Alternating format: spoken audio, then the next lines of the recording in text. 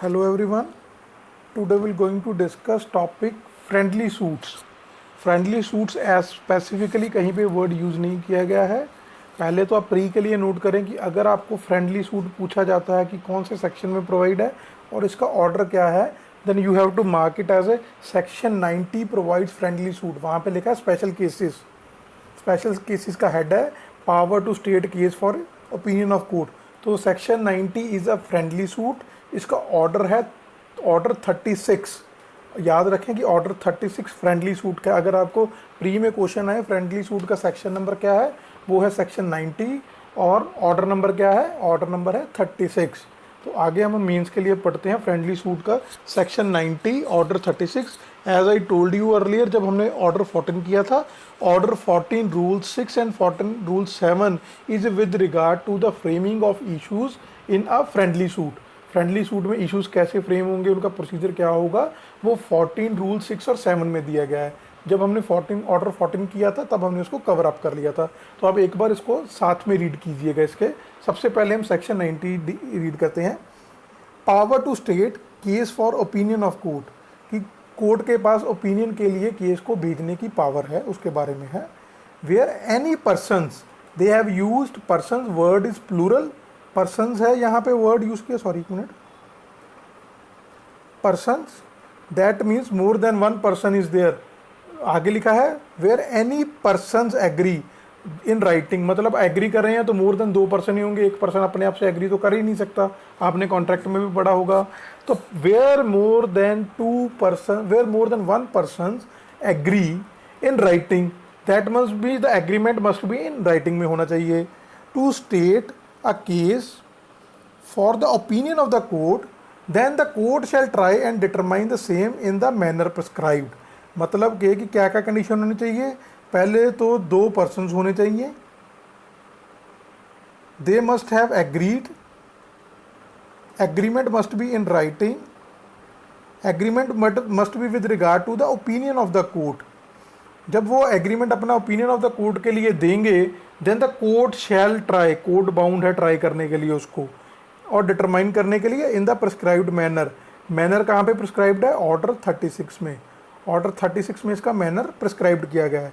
Section 90 जो substantive provision है वो बोल रही है कि अगर 2 लोग आपस में राइटिंग में एग्रीमेंट करते हैं कि कोर्ट की ओपिनियन लेनी है किसी पॉइंट में उनके बीच में, वो अपनी रिटर्न राइटिंग में अपना एग्रीमेंट कोर्ट को देंगे कि आप इसके ऊपर अपनी ओपिनियन दीजिए, अपना ऑर्डर दीजिए.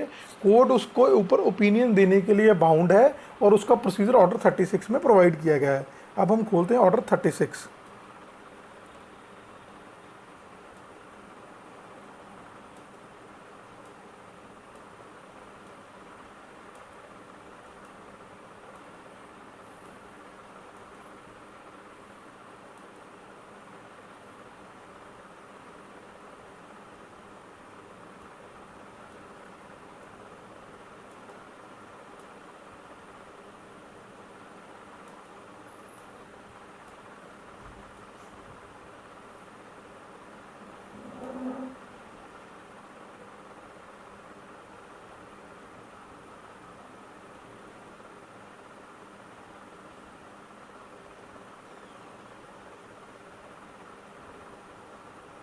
Here is order 36. Order 36 special cases. Special cases के बारे में पूछें तब भी 36 है, फ्रेंडली सूट के बारे में बोलें तब भी 36 है. रूल 1 क्या कहता है, power to state case for court's opinion. Parties claiming to be interested in the decision of the any question of fact और law may enter into an agreement in writing stating such question in the form of a case for the opinion of the court and providing that upon the finding of the court with respect to such question, कि किसी भी question of fact है, question of law पे अगर उनको लगता है कि कोर्ट की ओपिनियन की ज़रूरत है, then they can submit in writing in the form of a case for a question. जो क्वेश्चन है वो in a form of case submit करेंगे to get the opinion of the court. मतलब कौन कौन से पे, sum of money fixed by a party or to be determined by the court shall be paid by one of the parties to the other of them. मतलब कि कोई money fix की है या कोर्ट डिटरमाइन करे कि कितनी money है एक पार्टी ने दूसरी पार्टी को देनी है, इस क्वेश्चन पे वो कोर्ट को रिटर्न में दे सकते हैं कि आप इसके ऊपर अपनी ओपिनियन दीजिए। सेकंड कहाँ क्या दे सकते हैं, सम प्रॉपर्टी मूवेबल और immovable specified in the agreement shall be delivered by one of the parties to the other of them. मतलब कि इमूवेबल मूवेबल प्रॉपर्टी पे दोनों के बीच में डिस्प्यूट है, वो राइटिंग में सबमिट कर देंगे, कोर्ट अपना ओपिनियन देगी कि ये प्रॉपर्टी किसके पास रहेगी या किसने किसको देनी है। तीसरा क्या है, one or more of the parties shall do or refrain from doing some particular act specified in the agreement.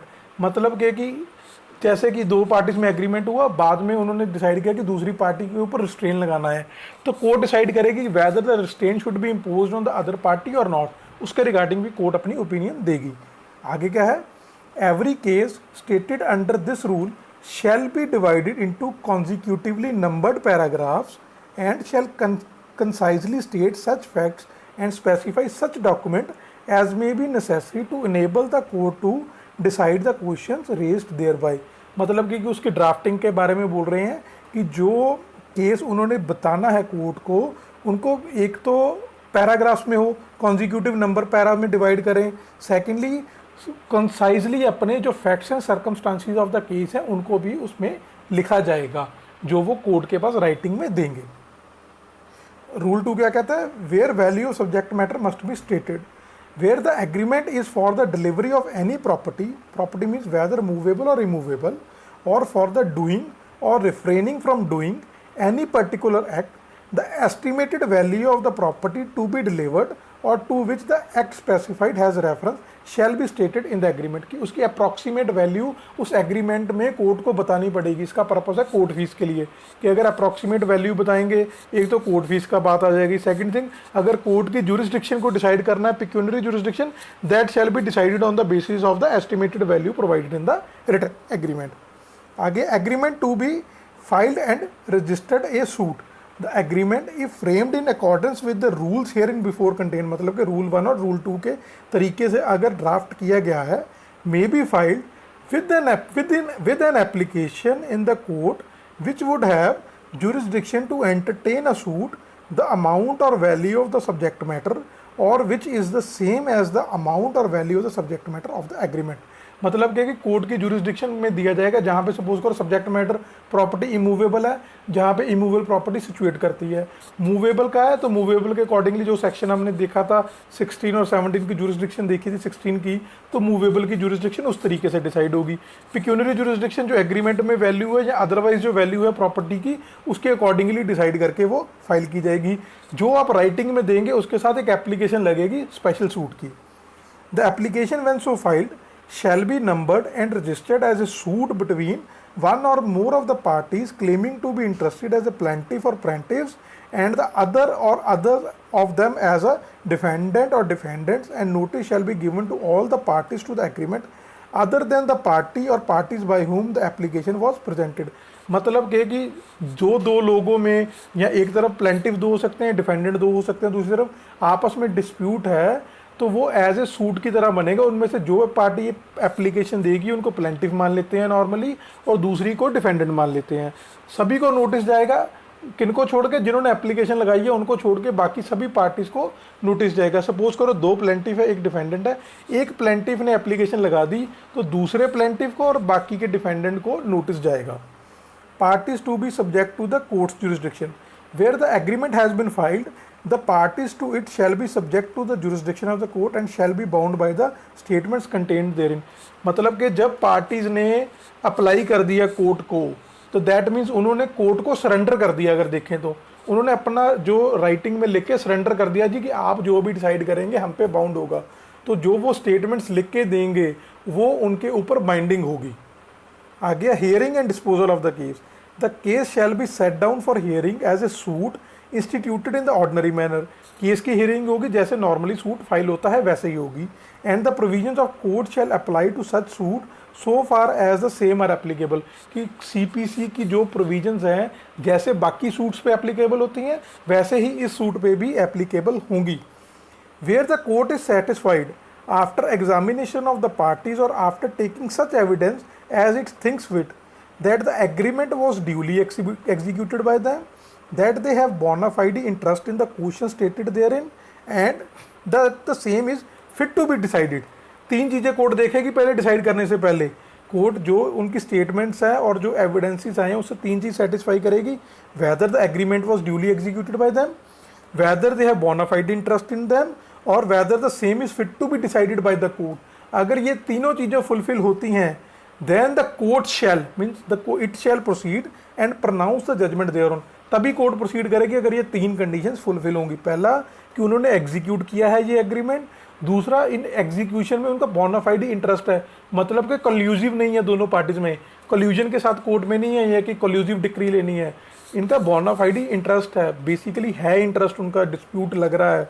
तीसरी चीज़, और वो केस कोर्ट के लिए फिट है डिसाइड करने के लिए, तब कोर्ट उसके ऊपर अपना जजमेंट प्रोनाउंस करेगी। It shall proceed to pronounce judgment thereon in the same way as in an ordinary suit, and upon the judgment so pronounced decree shall follow।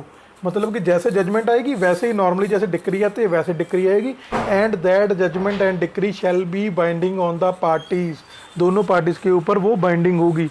कल को अगर सेम कॉज ऑफ एक्शन पे दोबारा suit आता है parties में, then that judgment और decree shall be act as a res judicata between the parties, तो वो रेस जुडिकेटा बनेगी। No appeal from a decree passed under rule 5, कि no appeal shall lie from a decree passed under rule 5।